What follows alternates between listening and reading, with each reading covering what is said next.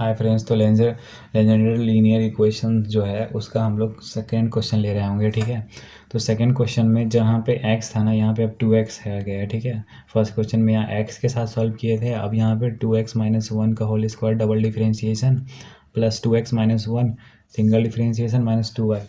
और ये इस तरह का इक्वेशन अगर फॉर्म में है तो इसको कैसे सॉल्व करते हैं। तो देखो, पहले क्या है ना, पहला जो स्टेप था हमारा, जो इसका जो कोफिशिएंट होता है ना डिफरेंशिएशन वाले का, उसको e के पावर t मानते हैं। ठीक है, पहला स्टेप जो होता है सॉल्व करने का, e के पावर t मानते ही क्या होता है ना, t इक्वल टू दोनों तरफ जब लॉग किया तो लॉग 2x माइनस वन आ जाता है लॉग के अंदर। ठीक है, तो ये t का वैल्यू आ गया। ठीक है, अभी तो हमको यहाँ पे से x का वैल्यू चाहिए ना, तो x का वैल्यू क्या होगा, x इक्वल टू ये 1 प्लस ई के पावर t अपॉन 2। ठीक है, ये जब ये 1 उधर भेज दिया और इसको 2 से डिवाइड कर दिया तो ये x का वैल्यू आ गया हमारा। अब क्या है ना, अब जब हम इस टर्म जो होता है, ये जो टर्म, जैसे इससे पहले क्या था हमारा 1 प्लस एक्स था, तो उसके लिए डायरेक्ट डी वाई लिख रहे थे फर्स्ट टर्म के लिए सिंगल डिफरेंशिएशन में, एक ही डी आता है। लेकिन क्या है ना, यहाँ एक्स का कोफिशिएंट एक 2 आ गया, तो अभी है ना, अभी x माइनस वन है तो उसके लिए डी वाई तो आएगा ही, लेकिन ये जो एक्स्ट्रा 2 आया ना तो वो 2 से मल्टीप्लाई हो जाएगा। ठीक है, और नेक्स्ट अगर डबल डिफरेंशिएशन हो ना तो यहाँ पे एक एक्स्ट्रा 2 आएगा, जो जिसका स्क्वायर अगर बाद में करते हैं हम लोग तो इसका 4 बनता है। ठीक है, तो यहाँ पे एक एक्स्ट्रा 4 आ जाएगा, बाकी 2 के लिए लिखते हैं ना डबल डिफरेंशिएशन के लिए d into D minus one into Y, तो उसको वैसे ही लिखेंगे जहाँ पे हमारा where d equal to D upon D T है। ठीक है, तो ये अप्लाई करने के बाद जो भी हम लोगों ने वैल्यू को लेट किया है, ठीक है, तो उसको अप्लाई करने के बाद जो हमारा इक्वेशन बनता है, ठीक है, तो वो क्या बनता है, पहले तो हम लोग 4d और d माइनस वन जो डबल डिफरेंशिएशन है क्वेश्चन में, ठीक है, ये रहा ना, उसके जगह पे इसको सब्स्टिट्यूट करेंगे, और जो सिंगल डिफरेंशिएशन है उसके वजह से इसको सब्स्टिट्यूट करेंगे, इसको 2d को और माइनस 2। ठीक है, और वो ये y को क्या है बाहर ले लिया है कॉमन। ठीक है, अब क्या है ना, अभी इसको जब इस वैल्यू को कैलकुलेट करेंगे, ठीक है, तो कैलकुलेट करने के बाद क्या होगा ना, यहाँ हमारा कुछ ऐसा कुछ वैल्यू आ रहा होगा। ठीक है, जब इसको मल्टीप्लाई किया, सब ट्रैक करके सब कुछ करके देख लिया, डी वाई अपॉन 4 8 और फिर सब ट्रैक हो जाएगा।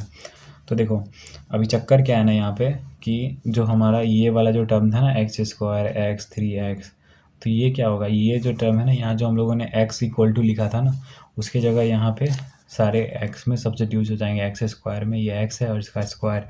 ठीक है, और यहाँ पे क्या है हमारा, यहाँ पे एक और x है, ठीक है, और प्लस 3 है, तो उसको सब्स्टिट्यूट कर दिया और इसको जब कैलकुलेट किया इस वैल्यू को, तो क्या होगा, ये हमारा इक्वेशन फाइनली बनेगा। ठीक है, सब कुछ कैलकुलेट करने के बाद जब इसको 8 से मल्टीप्लाई किया, यहाँ पे कट हो गया वैल्यू और यहाँ पे सिर्फ 2 बचेगा कैलकुलेट करने के बाद। आप लोग खुद से एक बार कैलकुलेट करके देखना।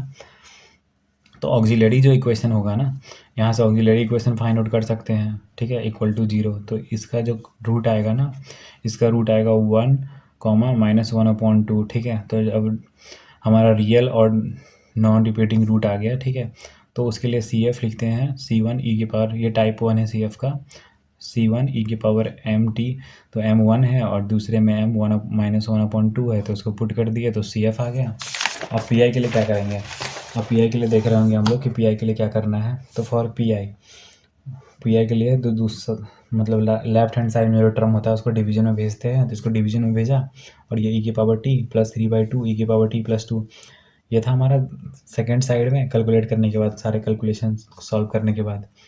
तो देखो, अभी इस ना टर्म को ना सबके अंदर भेज देंगे। ठीक है, तो इसके अंदर जब टर्म को भेजा हम लोगों ने, तो क्या होगा, यहाँ पे जो 2 है ना, ई का जो AT जो होता है, ये हमारा किसका टाइप है, ये हमारा PI का टाइप 1 है। ए यहाँ पे डी का जगह पे पुट हो जाता है, तो यहाँ पे डी का स्क्वायर 4 और डी का 2।